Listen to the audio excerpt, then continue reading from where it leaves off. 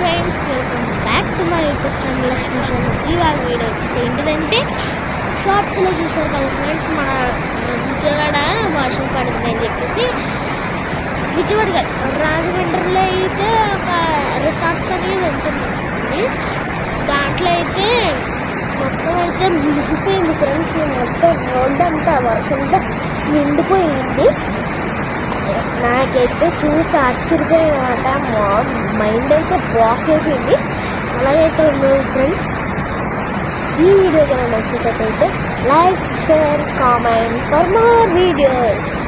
అలాగే మీకు ఎక్కడన్నా మీ వీధిలో ఎలా జరుగుతుంటే కనుక నా కామెంట్ సెక్షన్లో కామెంట్